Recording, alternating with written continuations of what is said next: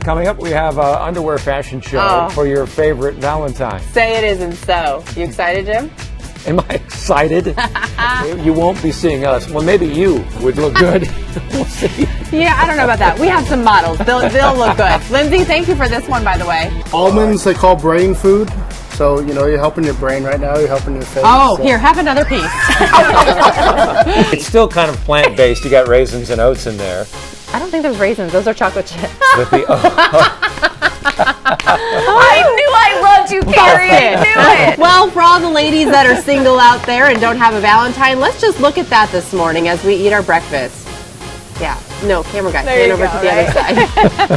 Not Audra, although Audra's lovely. We want the man without the shirt on the treadmill. Over there. There we go, ladies. That's for you. Happy Valentine's Day. Good morning. It's Friday, July 8th. I'm Carrie Lane. We begin this hour with breaking news out of Washington, D.C., where the U.S. Capitol was briefly on lockdown. Also, now to the deadly shootings in Dallas that are being called the single deadliest attack on U.S. law enforcement since 9/11. 5 officers were killed, 7 others injured. Audra Stafford is in the newsroom with the very latest. Good morning, Audra. 5 people are dead and 8 are injured following a shooting at the Fort Lauderdale airport. Authorities say the shooter, Esteban Santiago, opened fire after arriving on a flight from Alaska with a gun he checked in his luggage. Police have arrested 2 suspects in connection with Friday's fatal shooting in Oceanside. 30-year-old Hector Galvez and 27-year-old Jamie Radloff were arrested in Hemet in connection with the death of 45-year-old Joel Bishop. Former President Barack Obama is starting some vacation time with his family in Southern California, but things got off to a rough start. Now, instead of landing in Palm Springs like they had originally planned, bad weather caused Air Force One to go into a holding pattern for more than 30 minutes. International investigators say they suspect President Bashar al-Assad and his brother are responsible for the use of chemical weapons in Syria. And I am Superman. I'm just a disguise. I need Jim to do the full, flash, rip the shirt open so we can see the Superman on the chest. Right. All right, thanks, guys. There, honey. Maybe a little later in the show. We'll see you back in a little bit. On to a serious note, we are following some breaking news. Sheriff deputies are searching for a woman they say opened fire on a truck during a possible road rage incident in Rancho San Diego. This week in an open-door Senate hearing, the nation's top intelligence director, James Clapper, told lawmakers that the Russian government used a multifaceted campaign of hacking, fake news, and disinformation.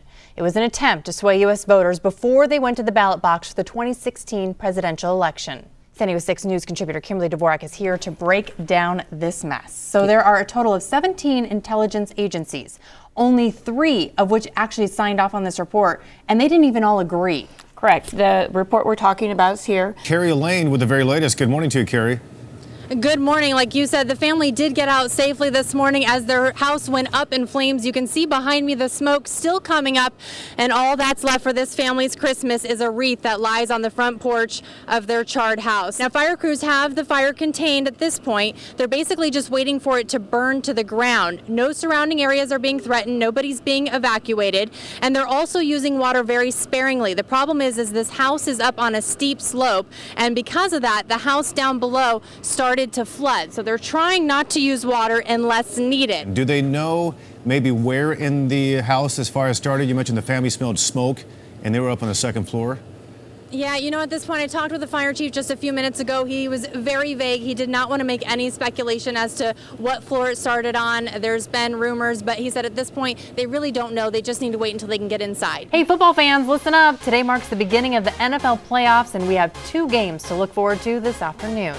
In the AFC, the Texans and Raiders will square off in Houston. Both teams backed into the playoffs after their starting quarterback suffered season-ending injuries. Padres are looking to take the final game of their road series in St. Louis today after dropping a doubleheader against the Cardinals. In the first game, the Padres took the lead in the first on a 2-run homer by Ryan Schimpf, but that's unfortunately all they're going to get. Matt Holliday, he's going to homer in the second to put St. Louis within 1. Then in the fourth, it's Jerko with a 2-run blast to center field to give the Cardinals the lead. Jerko has 6 home runs in 6 games against San Diego. Boy, do we miss him. Padres lose 4-2. This afternoon's first pitch is at 4:15.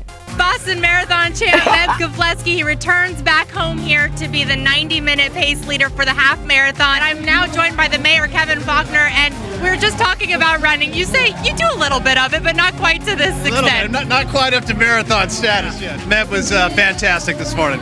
He was. Everybody was so excited. It was funny because when they took off, I don't know if you noticed, a couple of the young kids tried to run ahead of him, and he was like, no, wait, slow it down. Teenagers, what are you going to do? Come on. Exactly. Speaking of, your son turns 13 today. Yeah, that's right. Big little birthday. We'll be doing that later, so that's great. Want to give a little shout out real quick, Dad? Hey, Jack.